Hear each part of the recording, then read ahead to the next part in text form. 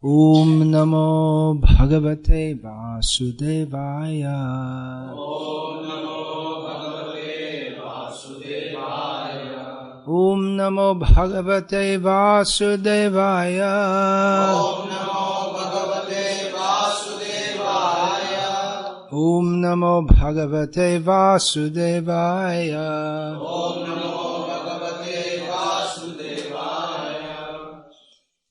Shri Mukundamala Stotra, Text 3, Translation and Purport by His Divine Grace Srila Prabhupada.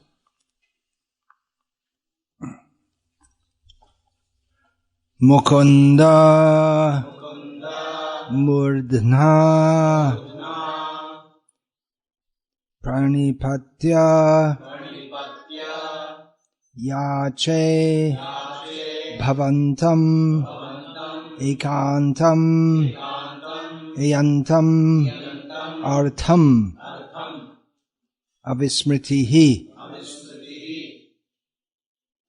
Tvat Charna Aravinde Bhave Bhave Me Astu Bhavat Prasadat Mukunda Murdhna Pranipatya Yache Bhavantam Ekantam Eyantam Artham Avismritis Tvat Charanaravinde Bhave Bhave Mestu Bhavat Prasadat Mukunda Murdhna Pranipatya Yache Bhavantam Ekantam Eyantam Artham Avismritis Tvat Charanaravinde Bhave Bhave Mestu Bhavat Prasadat. Translation. O Lord Mukunda, I bow down my head to your Lordship and respectfully ask you to fulfill this one desire of mine, that in each of my future births I will, by your Lordship's mercy, always remember and never forget your lotus feet. I'll just read one paragraph of the purport. It is quite long. It's almost 4 pages. The world in which we live is a miserable place. It is, so to speak, a prison house for the spirit soul. Just as a prisoner cannot move or enjoy life fully, so the living entities who have been conditioned by the laws of material nature cannot experience their actual ever-joyful nature. They cannot have any freedom because they must suffer 4 principal miseries: birth, old age, disease, and death. The laws of material nature impose this punishment upon the living entities who have forgotten the Lord and who are busy making plans for lasting happiness in this desert of distress. It's not very well known, even among the followers of Srila Prabhupada, that he translated with commentary the first 6 verses of Mukundamala Stotra of King Kulasheka, and probably many of the devotees have never heard of these prayers at all, which is unfortunate because they are extraordinarily beautiful and thickly permeated with Bhakti Ras, composed by Kulasheka Alva. I see in the Sri Vaishnava Sampradaya of Kulasheka Alva is in that Sampradaya, that it's quite popular. It's recited. You see devotees, probably more than I'm aware of, because probably most of them who do have books of it, who carry it around with them and recite it, they're probably reading it in Tamil and maybe in Telugu also.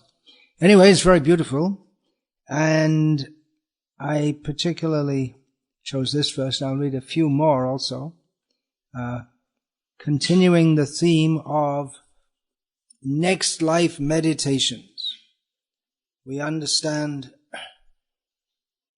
that in this material world, as Srila Prabhupada puts it very straightforwardly, the world in which we live is a miserable place. In this material world, it's a place of suffering.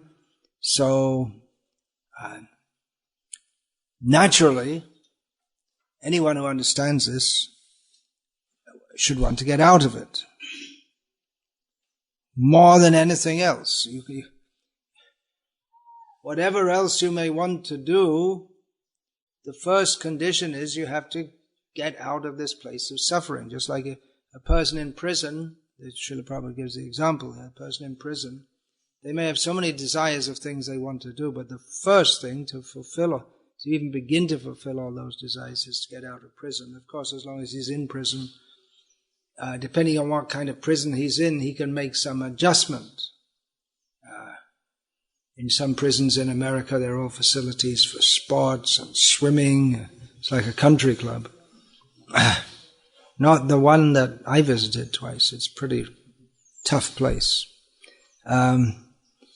So in the prison, you can, with the limited freedom you have, you can try to enjoy it to some extent. Or you can make friends, there are facilities for smuggling in illegal drugs, it seems, in most prisons in the world. So you can enjoy yourself like that. But if you really want to fulfill desires, you have to get out of prison. So it would be expected that someone who's understood that this world is miserable, that their first priority is to get out of it, which makes it all the more remarkable that there are so many prayers of devotees recorded in Srimad Bhagavatam, Mukunda Mala, and elsewhere, in which they don't pray for liberation from this world, they pray for devotion to Krishna, just like this prayer here. You may wonder why I started with text 3 and not with text 1, because this theme is taken up here, Bhave Bhave, in birth after birth, which is asking for, there are different prayers, which is why I'm reading this. This one, he asks for Avismriti Twach Charana that I may not forget your lotus feet. Aravinde Bhave Bhave, in birth after birth, that I may remember your lotus feet. And that's also stated in Srimad Bhagavatam. Avismriti Krishna Padaravindayo. What's the next? Does anyone know that? Avismriti Krishna Padaravindayo. What is it? Tashangchan. No. Tashangchanoti. It destroys all the remembrance of the lotus, of the two lotus feet of Krishna, destroys all inauspiciousness and brings in auspiciousness. Sham means auspiciousness, as in the name Shankara, name of Lord Shiva, who makes auspiciousness. So I just remembered the first line of that verse, that's all. So it's specifically making the point in birth after birth. In other words, the devotee is not praying for freedom from birth and death, which the name by which he has addressed the Lord here is Mukunda, which means he who gives birth and death. But I'm not praying to you for that. I'm not praying for freedom from birth and death.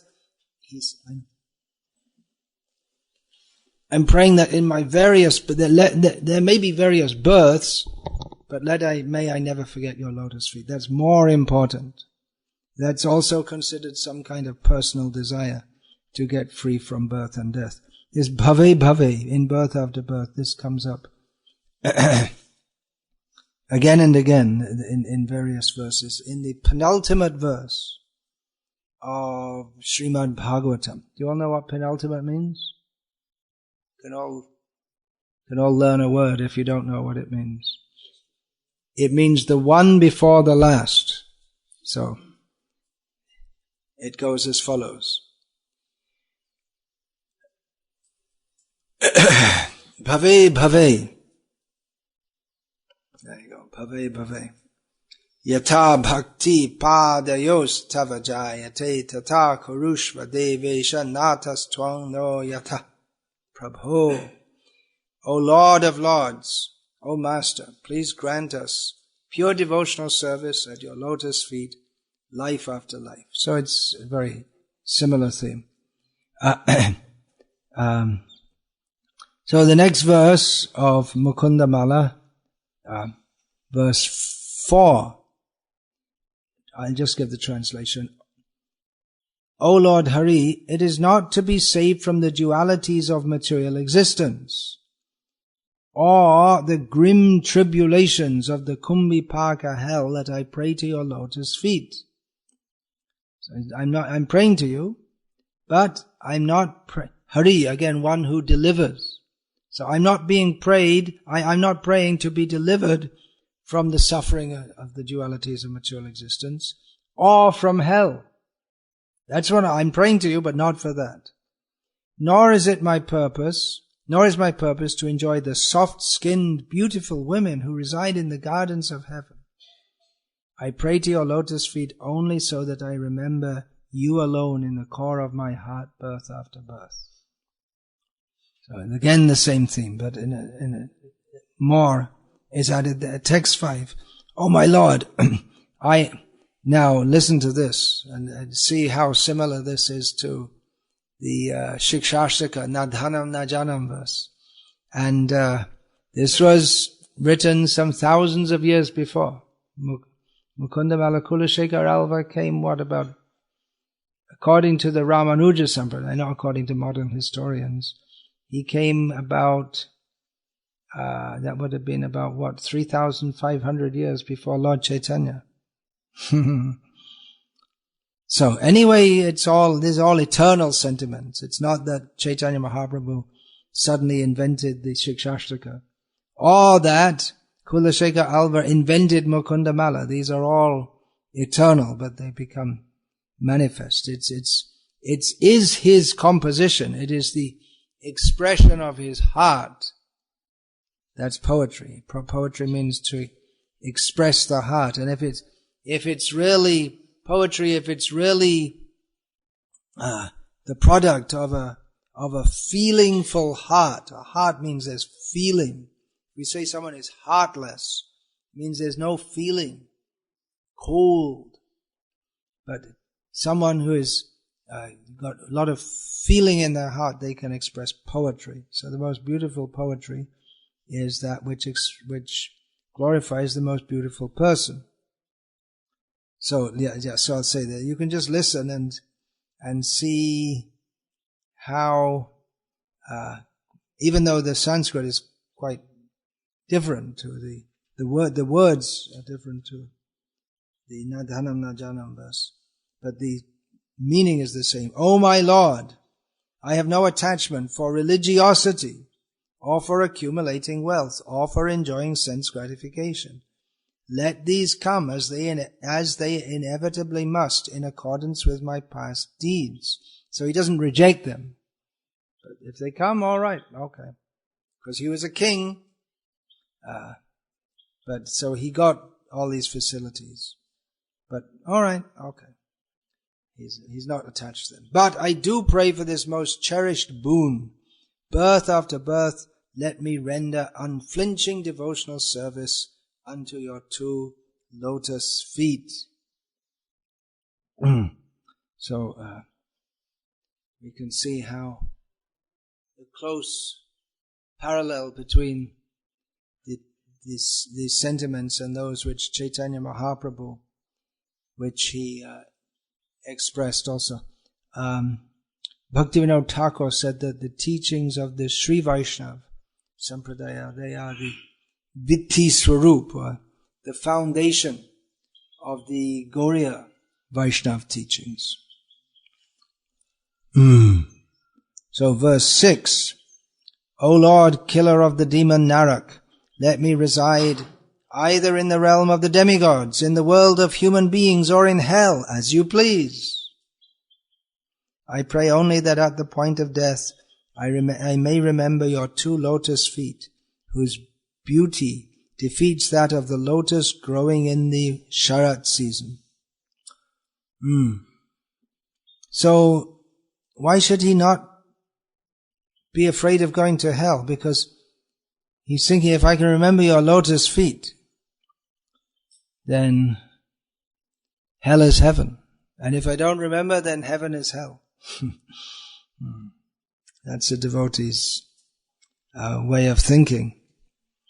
Then going to another verse, we read 3, 4, 5 and 6, and then verse 24. This is not translated by Srila Prabhupada directly, as the others that we read are. O Madhava, please do not let me even glance at those whose pious credits are so depleted that they have no devotion for your lotus feet. Please do not let me be distracted from listening to the worthy narrations of your pastimes and become interested in other topics. Please, O Lord of the universe, let me pay no attention to those who avoid thinking of you, and let me never be unable to serve you in some menial way, birth after birth. So again, the birth after birth theme comes. So, I didn't say it yet, and it's about time. Na tanam na janam na sundarim kavitam va jagadisha kamaye mama janmani janmanishware bhavatad bhakti rahaitu kitvai. Chaitanya Mahaprabhu's summarized all these sentiments in his famous prayer. It's recorded in Sri Chaitanya Charitamrita in the last chapter, which describes the Shikshashtaka, the prayers composed by Chaitanya Mahaprabhu. 8 prayers gathered, and there are others also that in Chaitanya Charitamrita. Nahang Vipro na Chandarapati, that's ascribed directly to Chaitanya Mahaprabhu. Anyway, this Chaitanya Mahaprabhu prays and teaches us to pray that not to pray for wealth, followers, beautiful women, intellectual achievements. Even though Jagadish, the Lord of the universe, can give all these things, but we only pray that in life after life,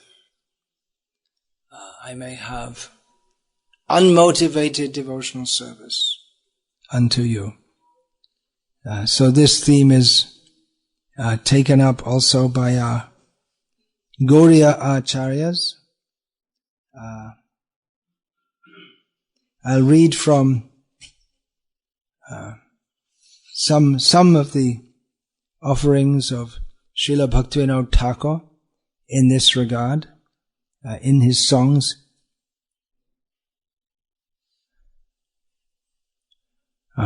Kita janma hao jatha thua das tahi mokha brahma janme nahi ash. Srila Prabhupada would sometimes quote this.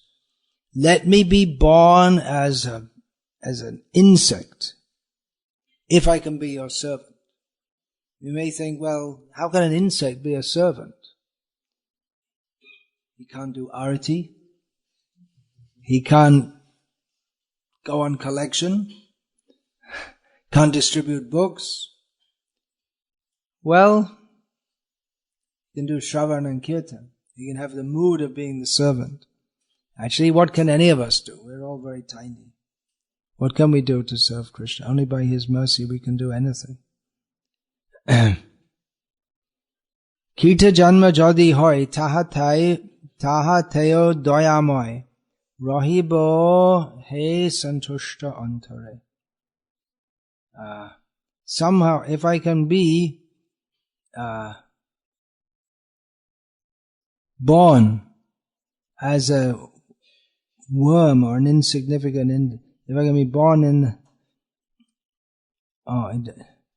actually I should have put the line before this also, I can be born in the house of one of your devotees, then I can be satisfied.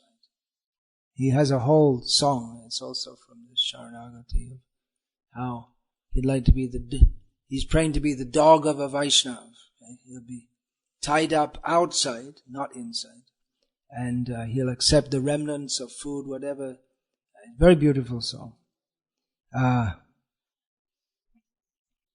Then from Bhaktivinoda Thakur's Yamuna Bhavavali, which is a series of songs he composed. These are not so very well known. He's composed so many songs, which each song is a Bengali verse rendition of selected verses from Yamuna Acharya's Stotra Ratna. So here's part of one of them. Again, the Yamuna Acharya, of course, is Sri Vaishnava Sampradaya, considered one of the gurus of Sri Ramanuja Acharya. Taba dasha shangahin jai grihasta arbachin ta grihe chatur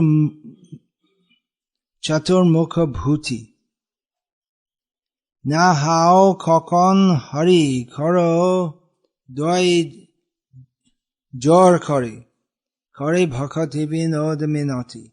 Please never let me take birth in the home of a householder who is averse to the association of your devotee, even if his household opulences rival those of Lord Brahma's.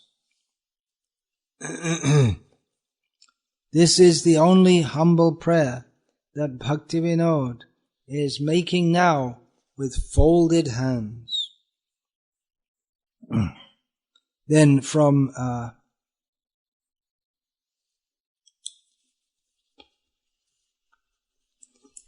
similarly, Bhaktivinoda Thakur, many songs, many Sanskrit verses he rendered into Bengali verse. Radhikashtaka is there, then Raghunath Das's Manashika, this Yamuna Bhavavali is there, and he also did for Shikshashtaka. So in his Bengali rendering of the Nadhanam Najandam verse, he wrote, Nijja karma guna doshe jai jai janma pai, janme janme jeno tava nama guna gai. He says that, whatever births I may get, according to my previous activities, qualities and faults, I pray that in birth after birth I may sing your names and qualities. This is the prayer of a devotee. This is devotional. Our own Srila Prabhupada, before he was known as Srila Prabhupada, when he was a householder devotee of the Gaura Math, somewhat well known and respected, definitely not one of the leading figures.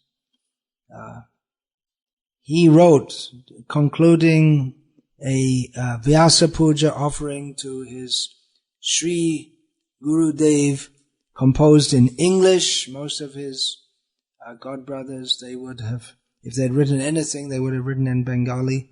He wrote, personally, I have no hope for any direct service for the coming crores of births of the sojourn of my life. But I am confident that someday or other I shall be delivered from this Maya, M-I-R-E, which means dark position, from this mire of delusion in which I am at present so deeply sunk. Yeah, Maya gives the idea, English word Maya gives the idea of some very dark, fallen position, like fallen in some dirt or something like that. Therefore, let me with all my earnestness pray at the lotus feet of my Divine Master to allow me to suffer the lot for which I am destined due to my past misgivings, but to let me have the power of recollection that I am nothing but a tiny servant of the Almighty Absolute Godhead, realized through the unflinching mercy of my Divine Master. Let me therefore bow down at his lotus feet with all the humility at my command. So Srila Prabhupada also he's expressing so humbly that I have no hope for any direct service for the coming crores of my births. But he's praying, let me suffer for what I have to suffer. The same thing. Nijya karma guna doshe jai jai jamma pai. Janme janme jena tava nama guna. It's similar. Now let me always remember that I am simply a tiny servant. That's all. So these same ideas, again and again we find in the Vaishnava literature. Here in Chaitanya Bhagavat, it's described a very joyful section in which Chaitanya Mahaprabhu had already taken sannyas, staying in Puri, and devotees, a party of devotees were coming from Bengal to ostensibly to see Jagannath's Rath Yatra, but to be with Chaitanya Mahaprabhu in Puri. They would stay with him until the end of Chaturmasya each year. So they met at Ataranala, that's the 18-arched bridge, which is the entrance to Puri, coming from, that's the only way to enter, at least at that time, coming from Bengal side. So Chaitanya Mahaprabhu came with the devotees who were residing with him in Puri, and they met very jubilantly. They met the devotees arriving from Bengal, and then after Chaitanya Mahaprabhu gave garlands from Jagannath to Advaita Acharya, and all the devotees, there was embracing, then all the devotees bowed down, from both parties. They bowed down to Chaitanya Mahaprabhu, and it's described, Shabai Magen Bor Shri Charana Dhari Janma Janma Jena Prabhu Toma Na Pashari. They said, all of them, they holding his lotus feet, they begged a boon that in life after life, Prabhu, O Master, that we may not forget you. Ki manusha pashu paki hoy jata tata toma charan jeno dekiye sarvata. So whether we're born as a human, as an animal, or a bird, or whatever, may we always have the opportunity to, in all circumstances, to see your lotus feet. So, what would you all like to be in your next life? I started this off this series of talks by talking about the survey in Italy, where people were asked, what would you like to be in your next life? And most people said either a horse or a dog. Could be a horse or a dog if in Krishna's service. But the main thing is to be in Krishna's service. That is the desire. I think many disciples of Srila Prabhupada have expressed that they wish they'd been with Prabhupada from the very early days. There is actually one of my godbrothers. He was initiated as Prabhupada Das. He's taken sannyas now. I don't know what his sannyas name is. But he actually met Prabhupada very early on. I think even before Prabhupada was in New York. But I think this was before he got the 2nd Avenue, which was the beginning. Prabhupada said the real beginning of our movement was in Los Angeles but it was the Sutrapat, just the beginning of the sowing. Just that 2nd Avenue, things just started to take some form. So even before that, he met him, and Srila Prabhupada told him, you come and join me. But he didn't. He didn't feel like it at the time. He came a few years later. So many devotees think they would like to join in those days, and especially thinking Srila Prabhupada was alone. There was in those early days, no one, he was there in New York, no one was with him. He was living in a room without windows even. And there was just in an apparently poverty-stricken condition. Even in India before that, he was practically poverty-stricken, although he'd been a businessman before that. But he had whatever income, he would go begging, and he would use all the money for printing his books and magazines. So sometimes we think if we could have, at least we could have served him, but then we wouldn't have, again, those who came in the early days, they didn't know how to serve him. In the beginning they accepted service from him, but it's actually quite painful to think of Srila Prabhupada. It's glorious, certainly it's glorious, but he was struggling there alone in a foreign land with completely sheltered at Krishna's lotus feet. He's living up to his name of Abhay Charana Ravinda. So it's nice to think that we could be there to serve Srila Prabhupada from the beginning. I often think that Srila Prabhupada came to Britain first in 1969. I was there just a short distance away, living just outside London.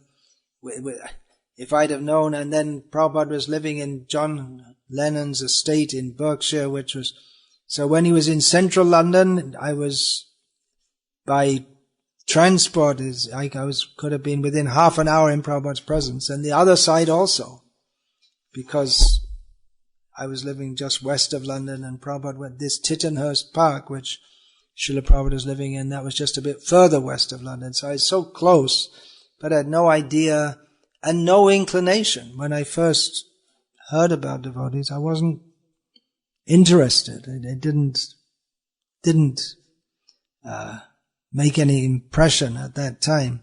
But we like to think that, well, it would have been nice to join. Of course, if I'd have met Srila Prabhupada at that time, then I would be very young. But there were some children who, even in America, who came to Srila Prabhupada.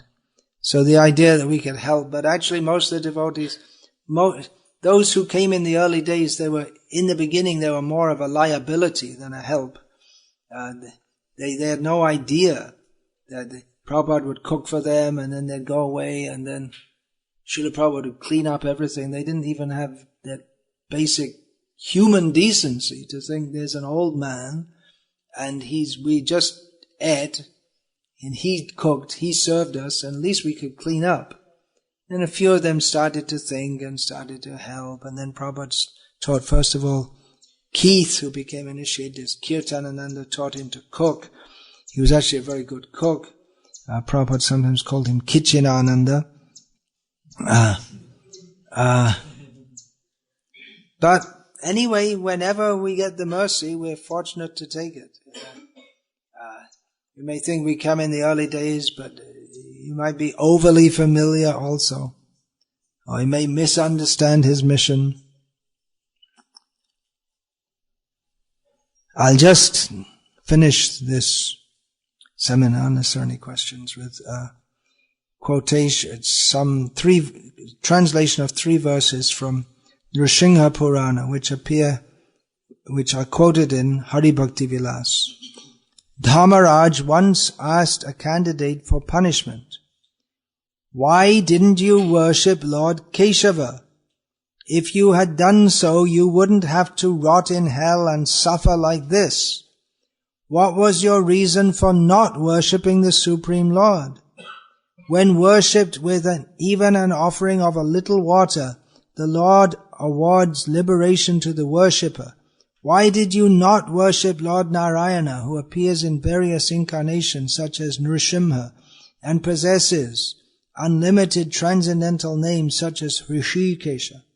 He alone awards liberation to those who remember him." So while we're thinking about future lives, we can also think about this life. In my next life, I'd like to be a great pure devotee, acharya, going all over the world, delivering millions of people. Well, that's a nice daydream, maybe. But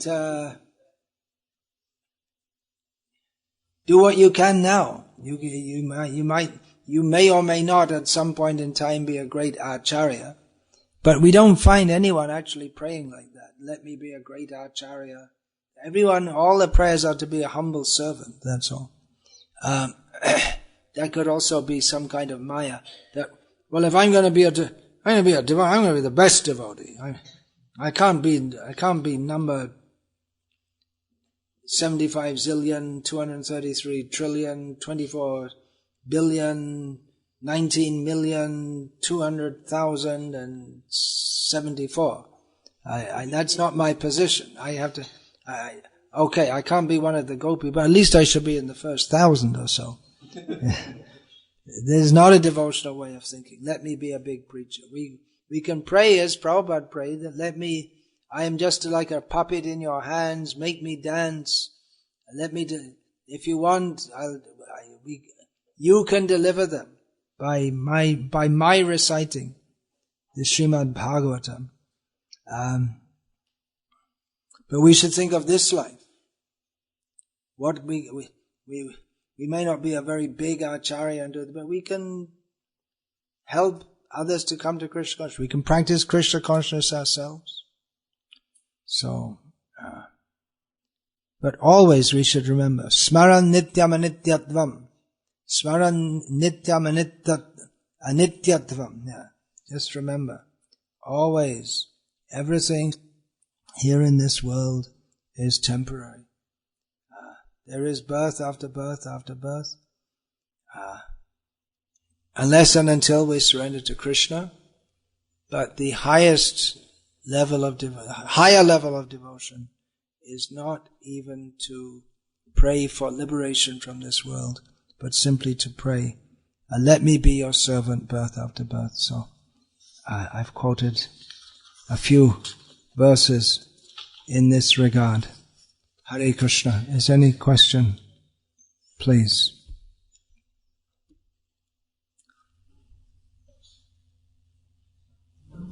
This should be nice to learn. Those who are into learning shlokas. It's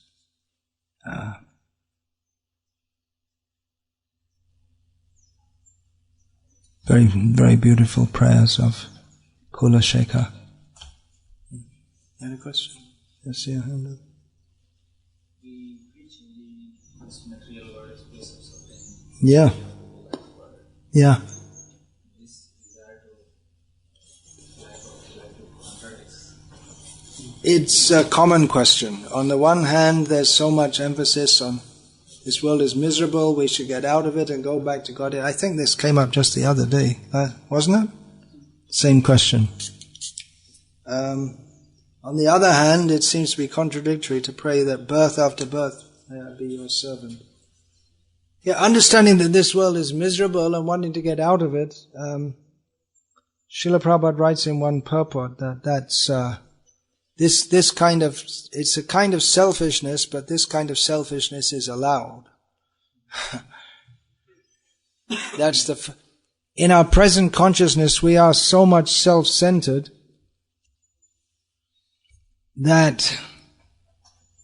and our consciousness is so limited that our first impetus for spiritual life is to realize that I'm suffering and I need to get out. And my only hope for that is the lotus feet of Krishna.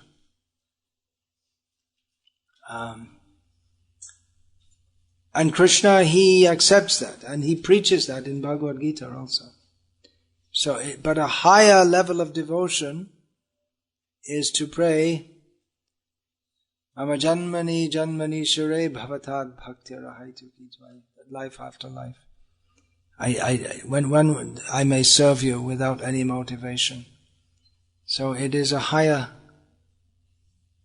level, no doubt. But those who pray for a liberation from this world, they also get it by the mercy of the Lord. And in most of the Vaishnava Sampradayas, that they emphasize on that, moksha. But they don't want impersonal liberation, but their aim is moksha. They are quite clear about it.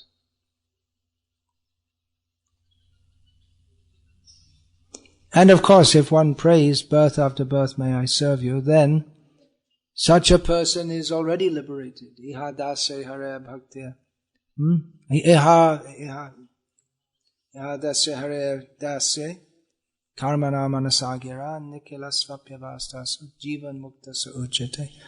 One is said to be already liberated in this very life if his words, acts, and thoughts are completely dedicated to the service of Krishna. Iha yasya harer dasya karmana manasagira nikila svapyavastasu jivan mukta sa uchate.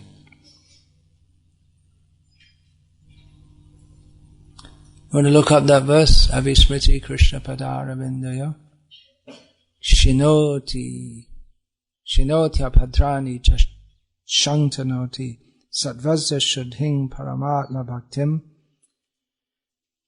And the last line Gyanam Look up S-A-M, one word, and then T-A-N-O-T-I, Shangtanoti. Satvasya Shuddhing Paramatma Bhaktim. What's the last line?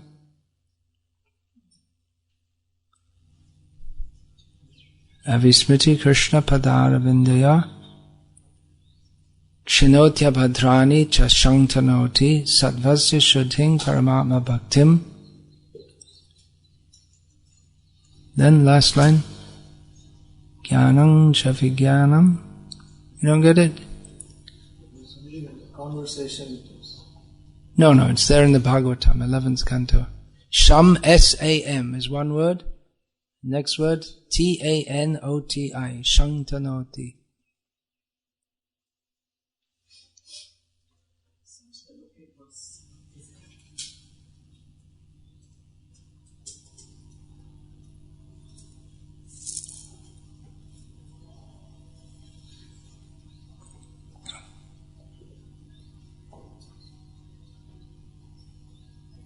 Avismriti Krishna Padarayo Shinoti Abhadrani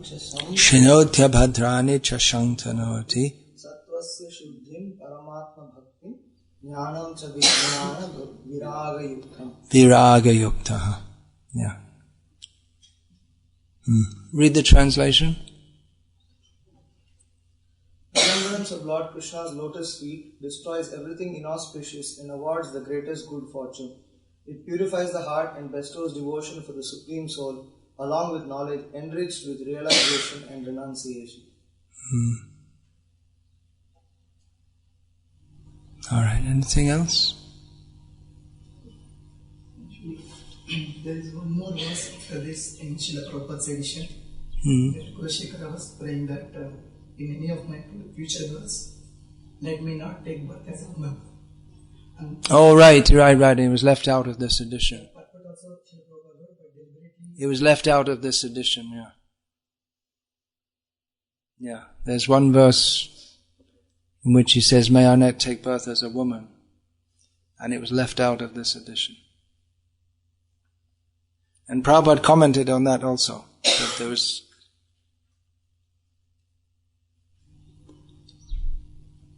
Yeah, send me an email about that, with all the information. Also the later translations, in many places, the translators interpreted it literally instead of knowing the what. Yeah, of course. Well, you have to know the tradition and the background. If you just take the verse, you're not going to get everything. You have to know the culture, the tradition, and then you'll know all the different nuances and inferred topics. That's why you can't translate just by dictionary translation. You have to know the whole culture and everything. So you're doing another translation, is it? Yeah. Last verse especially where Kulashekara is saying that Raghunath Kulashekara, he mentions two names, Vijayanavara and Padmasha. So the translator literally they had no idea. That there, the Kavilo, the two people is Valmiki and Namalvar. So the Vijayanagar refers to Valmiki because his first birth is from the Valmika. Mm-hmm. And the Padmashara refers to Maran in Tamil means Namalvar.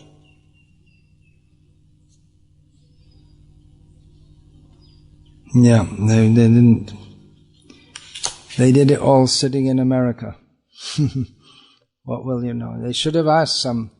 Definitely, they should have consulted some Sri Vaishnava who was knowledgeable of this. But anyway, it's not much read even within ISKCON.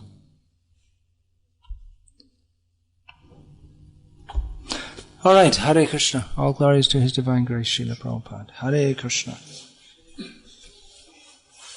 Jnanacha vijnanam viraga yuktam avismriti Krishna padara vindayo shinotya bhadrani cha shantanoti sadvasya shuddhim paramatma bhaktim jnanam cha vijnana viraga yuktam